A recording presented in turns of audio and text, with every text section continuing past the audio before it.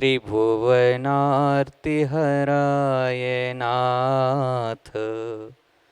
तुभ्यं नमः क्षितितलामलभूषणाय। तुभ्यं नमस्त्रिजगतः परमेश्वराय। तुभ्यं नमो जिन्भवोदधि शोषणाय। बोलिए देवादिदेव प्रथम तीर्थंकर श्री ऋषभदेव भगवान की।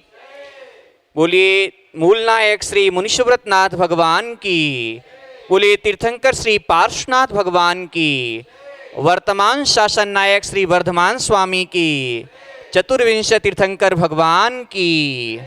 बोलिए चर्या श्रोमणी आचार्य श्री विशुद्ध सागर जी महाराज की। बोलिए परम पूज्य मुनि श्री सुप्रभ सागर जी महाराज की। बोलिए परम पूज्य मुनि श्री प्रणत सागर जी महाराज की। भव्यात्माओं, हम सबका यह परम सौभाग्य है कि हम सभी आज यहाँ पूज्य महाराज श्री सुप्रभ सागर जी महाराज के मुखारविंद से आज का यह सम्यक समाधान कार्यक्रम में हम सब यहाँ सम्मिलित हुए हैं। जैसा कि आप जानते हैं, हमारे अंतस मन में, हमारी आत्मा में अनेक प्रकार के संकल्प विकल्प उत्पन्न होते रहते हैं और हम चाहते हैं कि उनके समाधान हमें आगम के परिप्रेक्ष्य में मिलें। कि जिनवाणी माता मौन है, लेकिन जिनवाणी माता का वह मौन का आशय और अभिप्राय केवल हमारे दिगंबर श्रवण ही सम्यक रूप से उपस्थापित करते हैं। और हमारा परम सौभाग्य है कि हमारे मध्य में पूज्य मुनि श्री सुप्रभ सागर जी और पूज्य मुनि श्री प्रणत सागर जी महाराज विराजमान हैं। इनका क्षयोपशम, इनकी अभिव्यक्ति की शैली अनुपम है। इनके सम्यक समाधान हमारी अंतरात्मा को झकझोर देते हैं और हमारे सम्यक दर्शन में कारण बनते हैं। इसलिए हम सब पूज्य महाराज श्री के पावन मुखारविंद से उनके समक्ष अपने अंतस मन में, अपने मस्तिष्क में उठने वाले संकल्पों को, विकल्पों को प्रस्तुत करेंगे और उनकी पावन पीयूष देशना के माध्यम से, उनके सम्यक समाधान कार्यक्रम के माध्यम से हम सम्यक समाधान प्राप्त करेंगे। इस प्रकार आज का यह हम कार्यक्रम प्रारंभ कर रहे हैं। पूज्य मुनिश्री के चरणों में बारंबार नमोस्तु करते हुए इस कार्यक्रम का शुभारंभ कर। ओम नमः सिद्धेभ्यः। पंच परमेष्टि भगवान की जय। परम पूज्य आचार्य भगवंत गुरुवर विशुद्ध सागर जी मुनि महाराज की जय। परम पूज्य मुनि श्री सुप्रभ सागर जी महाराज की जय।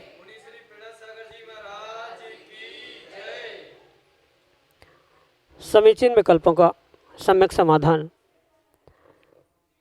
जिसके माध्यम से हम अपने मन में उठने वाले प्रतिदिन उन अनसुलझे विकल्पों का सम्यक समाधान परम पूज्य मुनि श्री सुप्रभ सागर जी महाराज के मुखारबिंदु से प्राप्त कर रहे हैं, जो कि आगम के परिप्रेक्ष्य में सम्यक समाधान पूज्य मुनि श्री जो हमें प्रदान कर रहे हैं, वह निश्चित ही हमारे कल्याण के मार्ग को प्रशस्त करने वाला है। देश देशांतर से अनेक समीचीन विकल्प हमें यहाँ प्रतिदिन प्राप्त हो रहे हैं और उनका सम्यक समाधान हम मुनिश्री के मुखारबिंदु से प्राप्त कर रहे हैं। प्रारंभ करते हैं आज का सम्यक समाधान। और आज का पहला विकल्प झिझियावन उत्तर प्रदेश से संजीव जैन शास्त्री परम पूज्य मुनिश्री के चरणों में बारंबार नमोस्तु निवेदित करते हुए अपना समीचीन विकल्प रख रहे हैं कि महाराज जी, वर्तमान समय में हमारा मूल आगम उपलब्ध नहीं है, इसमें कितनी सच्चाई है?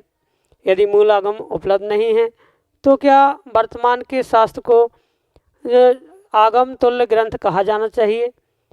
वर्तमान में आगम ग्रंथों की सूची बनाई जा सकती है क्या? हमारे समीचीन विकल्प का सम्यक समाधान करने की अनुकंपा करें। नमोस्तु महाराज जी, नमोस्तु। ओम नमः सिद्धम। परम पूज आचार्य भगवान गुरुवर विशुद्ध सागर जी महाराज की जय। परम पूज्य मुनि श्री प्रभ सागर जी महाराज।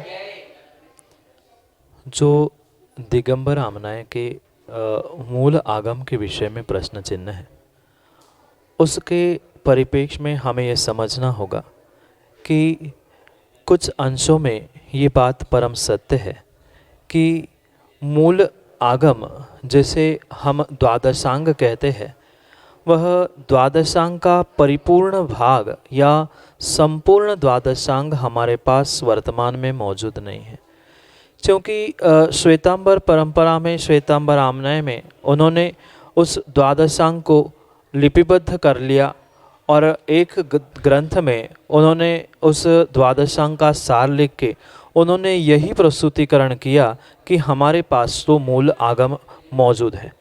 पर वास्तविकता देखी जाए तो ना उनका वह मूल आगम है, ना जो इस बात को कह रहे हैं कि मूल आगम है, ऐसे किसी भी संप्रदाय के पास वर्तमान में वह द्वादशांग रूप मूल आगम नहीं। भले ही जो द्वादशांग का कुछ अंश हमारे पास वर्तमान में मौजूद है, वह उस द्वादशांग का ही अंश है, इसलिए सर्वथा आगम का या भगवान की वाणी का लोप हो चुका है, यह कहना भी हमारा व्यर्थ है।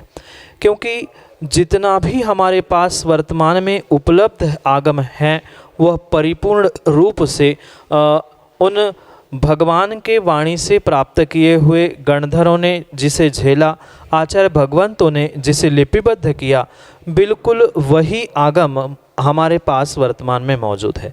अंतर इतना है, अगर 100% अगर द्वादशांग को हम माने तो उसमें से चंद कुछ अंगों का कुछ अंश मात्र हमारे पास वर्तमान में मौजूद है। जैसे आचारांग के निमित्त से श्रावक और साधुओं के लिए कुछ अंश शेष है, साथ साथ जो पहला, दूसरा, तीसरा अंग करते हुए उन प्रत्येक अंग में से कुछ जो अध्यात्म के ग्रंथ लिखे गए हैं, वह भी कुछ अंशों में द्वादशांग का अंग कहा जा सकता है। इसलिए सर्वथा इस बात को हम नहीं स्वीकार सकते कि दिगंबर आमनाय के मूल आगम का नाश हो चुका है। हाँ, 100% वह आगम जैसा का वैसा नहीं है, पर कुछ अंशों में वह हमारे पास आज भी मौजूद है और वह मूल आगम का ही द्योतक है या मूल आगम ही उसे हम कह सकते।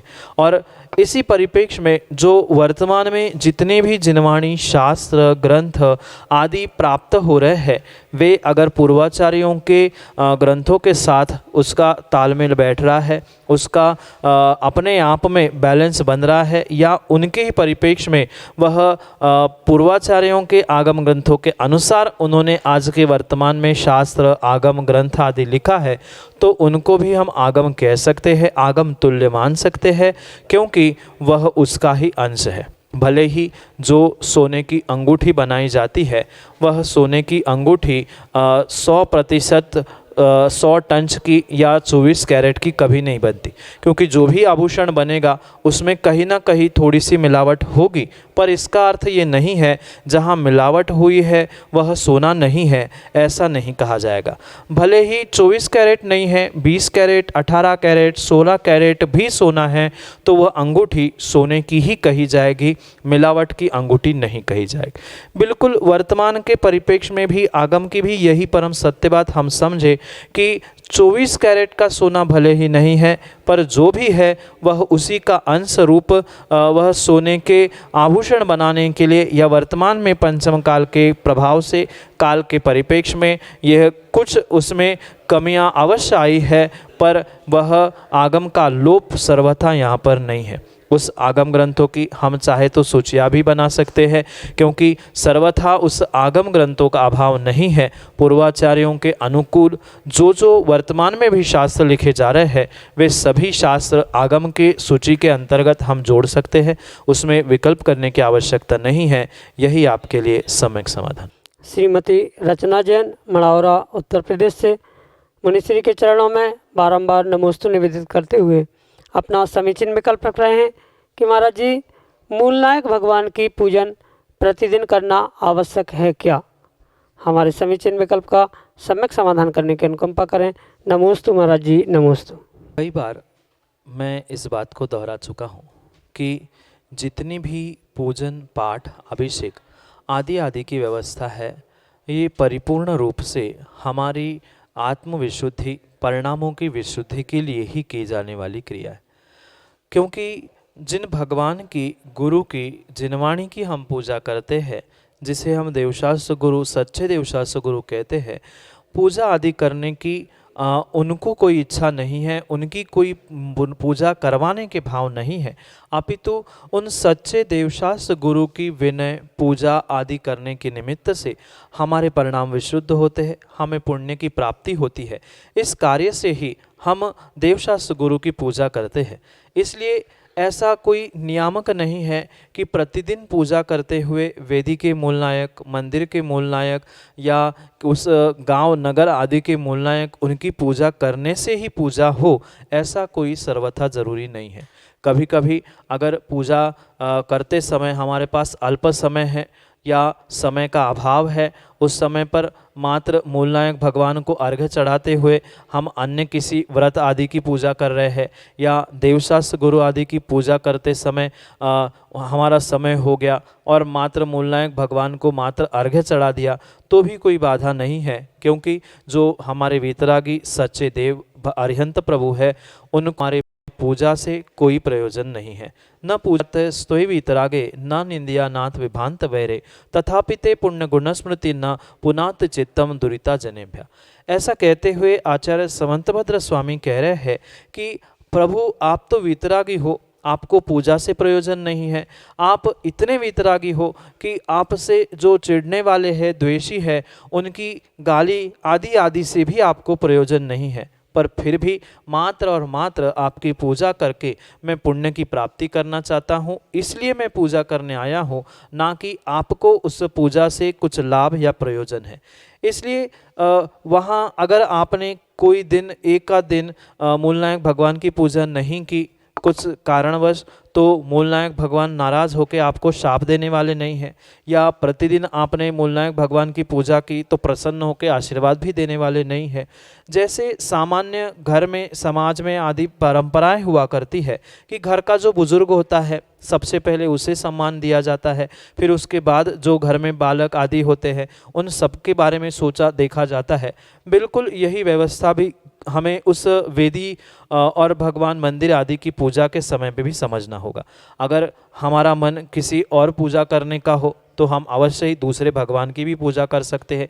वेदी पे वे भगवान नहीं भी हो तो भी उनके निमित्त से हम उनकी पूजा कर सकते हैं। इसलिए ये किंचित भी सर्वथा कहना योग्य नहीं है कि मूलनायक की ही रोज़ पूजा करनी चाहिए, क्योंकि नहीं करने से कोई नुकसान नहीं है। अधिक से अधिकम फलम, जितना अधिक करोगे उतना अधिक फल भी मिलेगा, ये भी बात उसके साथ सत्य है। हम करें तो बहुत अच्छी बात है, नहीं कर पा रहे हैं कुछ कारण से, कुछ विषमता से, तो उसमें भी कोई दोष नहीं है। अपनी आत्मा की परिणामों की विशुद्धि बनी रहे, इसीलिए ये कार्य करना है। इसलिए आप कर भी सकते हो, नहीं भी करो तो भी कोई दोष नहीं है। यही आपके लिए सम्यक समाधान। अगले समीचीन विकल्प के लिए हमारे सामने हैं देवेंद्र जैन, ललितपुर उत्तर प्रदेश से, अपने समीचीन विकल्प के साथ। मुनीश्वर नमोस्तु नमोस्तु नमोस्तु। मेरी गृहीत मिथ्यात्व के विषय में ये शंका है कि यह कब से है, कब तक रहेगा, कृपया शंका का समाधान करें महाराज जी। नमोस्तु। जो सच्चे देवशास्त्र गुरु पर अश्रद्धा न और कुदेव कुगुरु कुशास्त्र पर जो श्रद्धान होता है उसे ही आचार्य भगवंत मिथ्यात्व कहते हैं। और करणानियों के परिप्रेक्ष्य में समझे तो जो उन 7 प्रकृतियों का जो क्षय क्षयोक्षम होता है, उसके निमित्त से जो सम्यक प्रकट होता है, उसके अभाव में जो जीव के परिणाम हो रहे हैं उसको ही आचार्य भगवंत मिथ्यात्व कहते। और उस मिथ्यात्व के ही 2 प्रकार या 2 भेद, जैसे कि गृहित और अगृहित कहे हैं, वह उस आगम के परिप्रेक्ष्य में वास्तव में समझ में योग्य है। जो बिना किसी के कहे हुए या बिना किसी के उपदेश से, बिना किसी निमित्त से, स्वयं से ही जो तीव्र मिथ्यात् कर्म के उदय से जो जीव के परिणाम हो रहे हैं, सच्चे देव का शास्त्र गुरु पे अश्रद्धान और कुदेव कुगुरु कुशास्त्र पर श्रद्धान, ये जो परिणति चल रही है बिना किसी निमित्त के, उसे अगृहित कहा गया है या अगृहित मिथ्यात् कहा गया है। पर वहीं पर अगर किंचित भी किसी भी प्रकार से ये कहा है कि किसी का उपदेश प्राप्त करते हुए या किसी की बात को सुनते हुए, किसी निमित्त को सामने रखते हुए, किसी निमित्त के कारण से जो हमारे ऐसे अश्रद्धान के या विपरीत श्रद्धान के भाव हो रहे हैं, उनको ही आगम में गृहीत मिथ्यात् कहा है। जरूरी नहीं है उसका कोई आदि अंत हो। यह गृहित अगृहित मिथ्यात् मात्र वर्तमान की व्यवस्था नहीं है, अपितु गृहित मिथ्यात् भी अनंत काल से चला आया है और आने वाले समय में भी वह लंबे समय तक, अनंत काल तक भी चले तो भी कोई बाधा नहीं है। इसलिए नहीं है क्योंकि जो गृहित मिथ्यात् है वह जो दूसरों के द्वारा उपदेश से, निमित्त से प्राप्त हो रहा है। जैसे कि आपने पुराणों में पढ़ा ही होगा कि आदिनाथ भगवान के समोशरण में पहुंचने के बाद भी एक जीव निकल कर आया था जिसका नाम मारीची था। वह स्वयं में तो भगवान की वाणी सुनकर कल्याण नहीं कर पाया, वहाँ सम्यक प्राप्त करने के लिए उनको निमित्त नहीं मिला, पर स्वयं के ही कर्म के तीव्र उदय के निमित्त से उन्होंने मिथ्यात् प्राप्त किया और उस मिथ्यात् के निमित्त से जो 363 मत उन्होंने प्रस्तापित किए, उन मतों का जिन्होंने आलंबन किया, उनके लिए जो मारीची के जीव ने उपदेश प्रदान किया, व्याख्यान किया या आदि आदि जो भी कार्य उसके निमित्त से हुए, जिन्होंने उनके उन मतों को अनुकरण किया, उनके उपदेश को प्राप्त करते हुए वह गृहित मिथ्यात् के अंतर्गत आएगा और स्वयं के द्वारा ही बिना किसी के उपदेश, बिना किसी निमित्त के जो प्राप्त किया वह अगृहित मिथ्यात् के अंतर्गत ग्रहण करना होगा। इसलिए ऐसा कोई काल का निर्धारण नहीं किया जा सकता कि 5वें काल में गृहित मिथ्यात् होता है कि 6वें काल में होता है, दूसरे पहले में नहीं होता। ऐसा कोई भी परिपूर्ण रूप से निर्णय नहीं किया जा सकता। वह जो मिथ्यात् होता है, जैसे कि मिथ्यात् के और भी 2 भेद कहे गए हैं, भाव मिथ्यात् और द्रव्य मिथ्यात्। पहले कालों में यानी चौथे काल तक मात्र और मात्र भाव मिथ्यात् होता है और वर्तमान में जो द्रव्य मिथ्यात् जगह जगह पे दिख रहा है वह पंचम काल की ही देन होती है। इतना अंतर समझना। पर गृहित और अगृहित ये भाव मिथ्यात् की अपेक्षा से त्रैकालिक होते हैं। अगर ऐसा ग्रहण नहीं करेंगे तो पहले 3-4 कालों में किंचित भी किसी प्रकार से मिथ्या दृष्टि की संभावना हो ही नहीं सकती। इसलिए भाव मिथ्यात् की अपेक्षा से वह सभी कालों में होता है। द्रव्य मिथ्यात् की अपेक्षा से गृहित अगृहित दोनों प्रकार का भेद मात्र पंचम काल में माना जा सकता है। इस अपेक्षा से उनका काल का निर्धारण किया जा सकता है, अन्य किसी प्रकार से काल का निर्धारण नहीं हो सकता। यही आपके लिए उस मिथ्यात् के विषय में सम्यक समाधान। अगले समीचीन विकल्प के लिए हमारे सामने हैं ब्यूटी जैन, बानपुर, उत्तर प्रदेश से, अपने समीचीन विकल्प के साथ। महाराज श्री के चरणों में त्रिवार नमस्तु निवेदित करते हुए मेरा समीचीन विकल्प यह है कि अगर जिंदगी में सब कुछ अशुभ विचार ही आ रहे हैं तो उनको शुभ विचारों में परिवर्तित करने के लिए हमें क्या करना होगा। हमारे समीचीन विकल्प का सम्यक समाधान करने की अनुकंपा करें। नमोस्तु महाराज श्री, नमोस्तु महाराज श्री, नमोस्तु महाराज श्री। इस ब्रह्मांड में सबसे चंचल वस्तु अगर कोई है तो उसका नाम है मन। कभी भी एक क्षण भी वह मन किसी एक विषय में नहीं ठहर पाता। जैसे कि पेड़ के पत्ते हैं, कलश शिखर पर लगी हुई ध्वजा है, वह भी कुछ क्षण के लिए पवन के हवा के अभाव में फिर भी ठहर सकता है, पर मन की प्रवृत्ति इतनी चंचल होती है कि उसे बांधकर रोककर रखना बहुत कठिन, दुर्वार हो जाता है। इसी परिप्रेक्ष्य में हम उस शुभ अशुभ को समझे। आगम में जो कुछ भी कहा जाता है कि मन को किसी प्रकार से कंट्रोल कर लो या मन को हमें एकाग्र करना है, इसका सर्वथा अर्थ ये नहीं है कि हम मन में आने वाले सभी विचारों को, परिणामों को एकदम से बटन बंद करके रखें। वहाँ भी आचार्य भगवंत का यही अभिप्राय है जो कि आपके प्रश्न से संदर्भित है। परिपूर्ण रूप से उनका यही कहना है कि मन के जो अशुभ परिणाम हमारे चल रहे हैं उनको एन केन प्रकार से अगर हम शुभ परिणामों में, शुभ विचारों में परिणत कर रहे हैं तो वही हमारा कुछ क्षण के लिए और श्रावक आदि अवस्था के लिए मन का एकाग्र करना कहा जाता है। ये सहज है कि जैसे पानी ऊपर से नीचे की ओर बहुत आसानी से बढ़ता है, पर नीचे से ऊपर बढ़ाने के लिए, चढ़ाने के लिए उसे मोटर, पंप आदि लगा के बहुत सारा प्रेशर देना पड़ता है। बिल्कुल यही परिणति हमें अपने मन, परिणाम और विचारों के निमित्त से भी करनी होती। जब अशुभ परिणाम या अशुभ विचार आते हैं वह इतनी सहजता से, वह निमग्ना जिसे पानी को कहते हैं, ऐसे मन की परिणाम परिणति को भी निमग्ना यानी नीचे की ओर, अशुभ की ओर सहजता में बहने वाला कहा जा सकता है। और वही जब मन को हमें शुभ की ओर ले जाना है तो बहुत प्रयास, बहुत पुरुषार्थ करने की आवश्यकता है। पर इसका अर्थ ये भी नहीं है कि हम अशुभ से शुभ में नहीं पहुंच सकते हैं। एक श्रावक भी अपने अशुभ मन को शुभ परिणामों में, शुभ मन में अवश्य ही ले जा सकता है। पुरुषार्थ इतना ही करना होगा, जो अशुभ मन की प्रवृत्ति चल रही है उस अशुभ मन के जो परिणाम विचार चल रहे हैं उस क्षण में हम तुरंत अपने मन में ये विचार करें कि मैं जो अशुभ सोच रहा हूँ उसके निमित्त से मुझे कर्म का बंध हो रहा है और सबसे अधिक कर्म का बंध मैं अपने मन से कर रहा हूँ। जो भी मैं आश्रव बंध कर रहा हूँ उन पापों का, उस अशुभ क्रियाओं के अशुभ सोचने विचार करने से उसका फल भी मैं ही भोगने वाला हूँ। इसका भी अगर हमें निर्णय हो गया तो एक क्षण में या जो हमारा लंबे समय तक चलने वाला अशुभ विचार था, जैसे कि हम कई बार 10-15 मिनट या आधा घंटा, 1 घंटा किसी अशुभ विचार पर अपने मन को लगाए हैं, तो हो सकता है हम उसको आधा घंटा, 15 मिनट, 5 मिनट करते करते ये अपनी अशुभ परिणति को, परिणामों को हम कम कर सकते हैं। तब जब हम ये निर्णय करें कि हमारे उस अशुभ सोचने के कारण से ही हमें कर्म का आश्रय हो रहा है और उसे हमें स्वयं को ही भोगना पड़ेगा।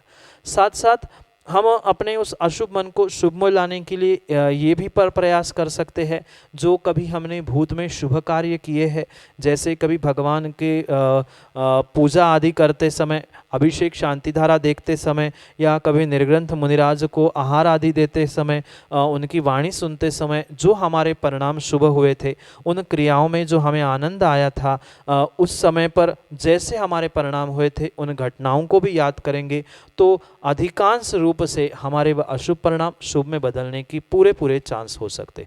पर तभी जितनी तीव्रता से हम अशुभ के बारे में सोच रहे हैं उतनी ही तीव्रता से हमें उन बीती हुई कल की शुभ क्रियाओं के बारे में सोचना होगा। उनके बारे में अगर हम सोचेंगे कि हमने फलाना दिन में वहाँ पहुंचकर गुरु को आहार दिए थे, हम वहाँ अमुक क्षेत्र पर पहुँचे थे, वहाँ मस्तकाभिषेक हुआ था, या वहाँ कहीं हमने ग्रंथ में ये पंक्ति पढ़ी थी, आदि आदि अनेक प्रकार के अगर देवशास्त्र गुरु के आलंबन से हमने की हुई जो शुभ क्रिया है उनको याद करेंगे तो नियम से चंद ही मिनटों में हम अशुभ से शुभ में परिणाम ला सकते।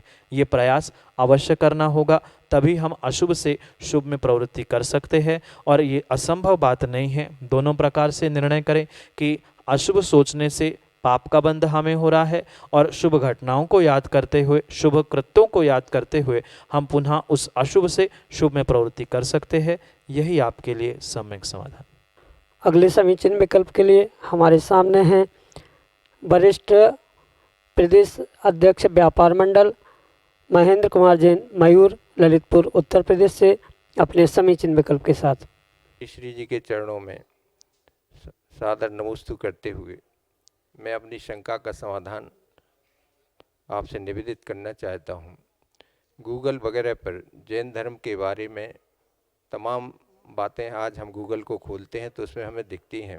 अभी हमने इसको सर्च किया था तो हम लोगों को जानकारी हुई कि 2nd सेंचुरी में BCE 4 में उसमें जो उल्लेख उसमें गूगल पर इस समय देखने को मिल रहा है उसमें कहा गया है कि पूर्व में पंच परमेष्ठियों के स्थान पर मात्र अरहंतों सिद्धों को नमस्कार किया गया है। इस मामले में हमारा जो शंका समाधान है वो करने की कृपा करें कि पहले खाली अरहंतों सिद्धों को ही नमस्कार किया गया है, बाद में अगर आचार्यों उपाध्यायों साधियों को किस सेंचुरी से जोड़ा गया है, इस संबंध में हमारा शंका समाधान करने की कृपा करें। जो हमारे आगम ग्रंथों में महामंत्र कहा गया है, जिसे पंच नमस्कार मंत्र, मृत्युंजय मंत्र, शाश्वत मंत्र आदि अनेक नामों से जो संबोधित किया जाता है, वास्तव में वही एकमात्र मूल मंत्र का आधार है, या सभी मंत्रों का मूल आधार यह मूल मंत्र नमोकार मंत्र है, जहाँ पर किसी भी व्यक्ति विशेष का नाम नहीं जोड़ा गया है, मात्र और मात्र गुणों की मुख्यता के निमित्त से ही वहाँ पर उन स्थानों को नमस्कार किया गया। पुनः समझने जैसी बात यह है कि वहाँ किसी भी व्यक्ति को, चाहे अरहंत कहे, सिद्ध कहे, आचार उपाध्याय आदि किसी भी व्यक्ति विशेष को नहीं कहा, अपितु उन गुणों को प्राप्त करके उन स्थानों को जिसने प्राप्त कर लिया है, यानी कि जहाँ हम सिद्ध कह रहे हैं या नमो सिद्धाणम कह रहे हैं, जिन्होंने 8 कर्मों को छोड़ते हुए, नाश करते हुए मुक्ति को प्राप्त कर लिया है, ऐसा मुक्ति का प्राप्त करने वाला मुक्ति स्थान वह सिद्ध के नाम से अभिप्रेत है। जो अरहंत है वे परिपूर्ण रूप से जो मुक्ति को प्राप्त नहीं कर चुके हैं, पर फिर भी कुछ ही समय में जो मुक्ति को प्राप्त करने वाला जो स्थान है, जिनका मुक्त होना निर्धारित है, तय है, ऐसे उन जीवों को अरहंत कहा गया है। और उसकी साधना करने वाले, यानी उस मोक्ष की साधना, मुक्ति की साधना करने वाले जो 3 प्रकार के जीव कहे गए हैं, आचार, उपाध्याय और साधु, उनको भी उस पंच नमस्कार मूल मंत्र में नमस्कार किया गया। ये जो आप कह रहे हो कि कुछ वर्ष पहले मात्र 2 ही पदों से नमोकार मंत्र था और कुछ वर्ष बाद, मतलब अभी अभी वो 5 परमेष्ठी को जोड़कर वह पंच परमेष्ठी मंत्र बनाया गया है, ऐसा कोई भी आधार जैनागम में प्राप्त नहीं होता।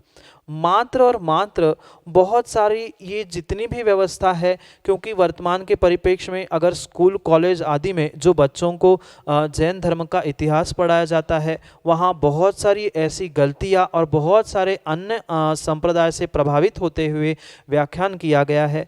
अगर उस पढ़ाई के किताबों को ही हम प्रमाण मान लेंगे तो हमारा जैन दर्शन का परिपूर्ण रूप से लोप हो जाएगा। जैसे महावीर स्वामी का विवाह हुआ, उनको पेचिस रोग हो गया था, आदि आदि हमारे जैन दर्शन के सिद्धांतों से बिल्कुल विपरीत व्याख्यान वहाँ पे होता है।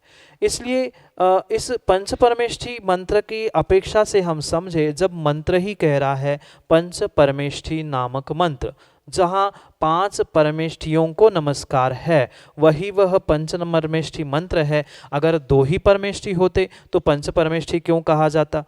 2 ही परमेष्ठी कहते। या जितने पुराण ग्रंथों में विधान आदि प्राप्त होते हैं, वहाँ भी कहा कि अगर कोई शरण है तो वहाँ मात्र पंच परमेष्ठी शरण है, हमारे लिए कोई भी शरण नहीं है। जैसे कि 12 भावना में आपने पढ़ा होगा, व्यवहारे पंच परम गुरु अवर सकल संताप। व्यवहार से पंच परमेष्ठी ही हमारे लिए शरण है, बाकी सभी सकल संताप है। आदि आदि एक नहीं अनेक दृष्टांत हमें सत्य को उद्घाटित करने वाले मिल सकते, क्योंकि ये भले ही लिपिबद्ध होने में कुछ समय लगा था, कुछ समय के उपरांत पंच परमेष्ठी मंत्र या नमोकार मंत्र लिपिबद्ध हुआ, पर ये अनादि अनिधन मंत्र है जो कभी भी प्रारंभ नहीं हुआ और जिसका कभी भी अंत होने वाला नहीं है। ऐसा ही ये मूल अनादि अनिधन मंत्र है। इसलिए ये कहना किंचित भी उचित नहीं है कि मात्र 2 परमेष्ठी थे, बाद में 3 परमेष्ठी जोड़े गए। मंत्र जो होता है वह शाश्वत होता है और उसका फल भी उसी अपेक्षा से कहा गया है। ये परम सत्य है कि हमारे लिए देव की श्रेणी में वह अरहंत सिद्ध परिपूर्ण रूप से है, पर उस देवता को यानी उस अवस्था को प्राप्त करने वाले भी जितने आचार उपाध्याय साधु है, उनके भी परिप्रेक्ष्य में हमें यही समझना होगा, वह उनकी साधना कर रहे, वहाँ तक पहुँचने का प्रयास कर रहे हैं। इसलिए ये हमारा सोचना किंचित भी योग्य नहीं है, क्योंकि अगर ऐसा हम सर्वथा मान लेंगे कि तीन परमेष्ठी को बाद में जोड़ा गया तो मोक्ष मार्ग का ही अभाव हो जाएगा। मोक्ष और मोक्ष मार्ग दोनों भी एक दूसरे के लिए पूरक है। अगर मोक्ष है तो मोक्ष मार्ग भी होगा और मोक्ष मार्ग है तो मोक्ष भी होगा। अगर आचार उपाध्याय साधु को नहीं ग्रहण करेंगे, बीच में किसी ने जोड़ा है या बाद में उसको भरा है ऐसा मानेंगे, तो मोक्ष मार्ग का अभाव होगा, और मोक्ष मार्ग का अभाव है तो मोक्ष का भी सहजता से अभाव होगा। क्योंकि जहाँ अरिहंत सिद्ध है वहाँ पर आचार उपाध्याय साधु होंगे ही, क्योंकि जितने ही सिद्ध बने वे अरिहंत पूर्वक ही बने, जितने अरिहंत बने वे आचार उपाध्याय और साधु इन श्रेणियों को चढ़ते ही बने। भले ही पद ग्रहण करना, संस्कार करना आचार उपाध्याय परमेष्ठी की ये भिन्न विषय है, पर 28 मूलगुण, फिर 25 मूलगुण, फिर 36 मूलगुण, फिर 46 मूलगुण और फिर 8 मूलगुण, इस क्रम से ही वह अपने गुणस्थानों के अनुसार श्रेणी चढ़ते हुए अपना कार्य करते हैं। इसलिए ये कहीं अन्य लेखकों ने, अन्य विचारकों ने जो भी ये हमारे धर्म पे या मंत्रों पर आक्षेप किए गए हैं, वे वास्तव में आगम के परिप्रेक्ष्य में सत्य हो ही नहीं सकते।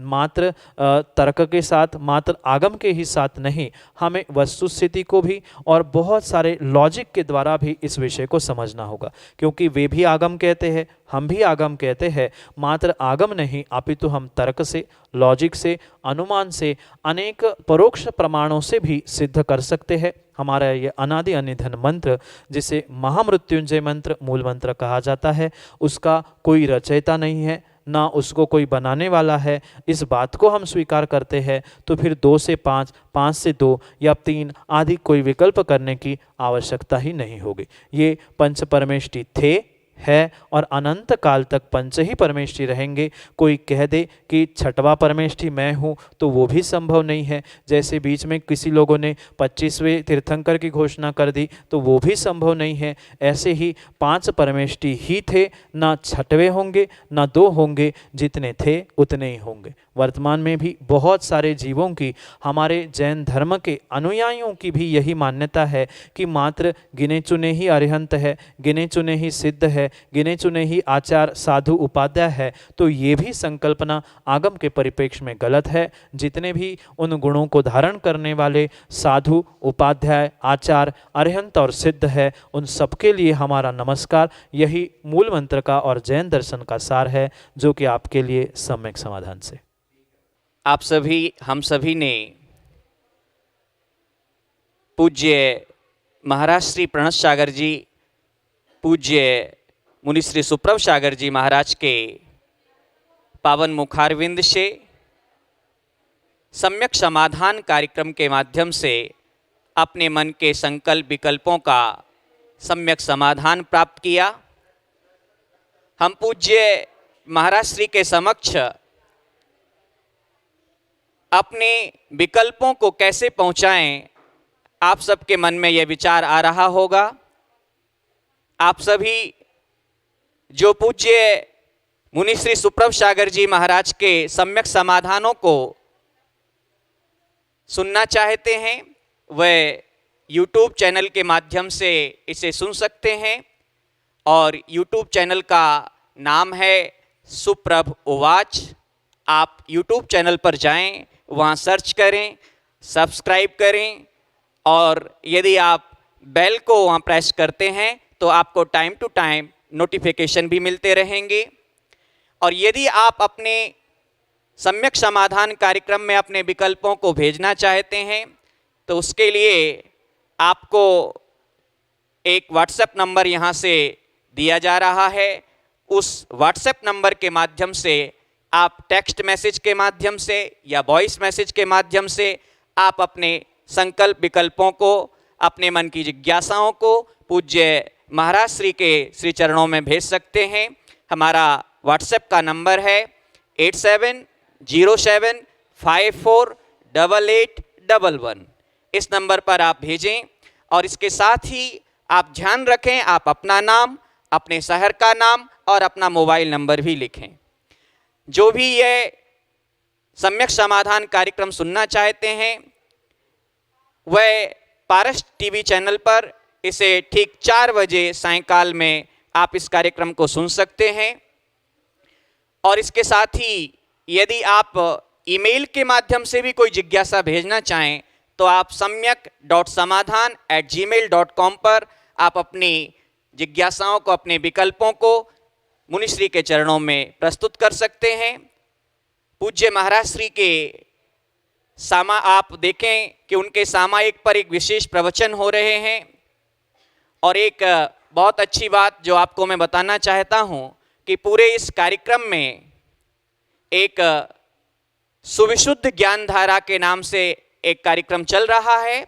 हमारे देश विदेश में दूर दूर बैठे हुए जो दर्शक हैं, श्रोता हैं, श्रावकगण हैं, उन्हें 3 प्रश्न दिए जाएंगे और उन 3 प्रश्नों को आपको 6:15 तक उनके उत्तर आपको भेजने हैं। उन प्रश्नों के उत्तर जब महाराज श्री का सायंकाल का भक्ति का कार्यक्रम होगा, आचार्य भक्ति का, उसके बाद 6:45 पर उनके उत्तर यहाँ पर आपको बताए जाएंगे और उन उत्तर के साथ में जो भाग्यशाली विजेता होंगे उनका भी चयन किया जाएगा। ये कार्यक्रम हमारा एक ही उद्देश्य है कि आपके हमारे अंदर के संकल्प विकल्प समाप्त हों और आगम के प्रति, देवशास्त्र गुरु के प्रति हमारी श्रद्धा बढ़ती जाए। यह कार्यक्रम आप सुप्रभ उवाच जो यूट्यूब का चैनल है उस पर 5:13 से आप इसे देख सकते हैं। और इसके बाद सायंकाल में जिनवाणी चैनल पर 7:40 पर पूज्य महाराज श्री सुप्रभ सागर जी का सामायिक पर एक विशेष प्रवचन हो रहा है, क्योंकि हमारी सामायिक हमारी समता का मूल है, हमारे धर्म का मूल है। इसलिए आप सामायिक पर उन विशेष प्रवचनों का अवश्य लाभ लें। इसके साथ ही इस सुविशुद्ध ज्ञान धारा में जो भी पुण्यार्जक जुड़ना चाहते हों, अपने अर्थ का, अपनी चंचला लक्ष्मी का सदुपयोग करना चाहते हों, वे इस कार्यक्रम के पुण्यार्जक भी बन सकते हैं और हम अपने इस धर्म के पंथ को, सम्यक समाधान के माध्यम से आगे बढ़ाएंगे। इन्हीं भावों के साथ पूज्य गुरुदेव मुनिश्री सुप्रभ सागर जी, पूज्य मुनिश्री प्रणत सागर जी महाराज के चरणों में कोटिशाह नमन करता हूँ। धन्यवाद।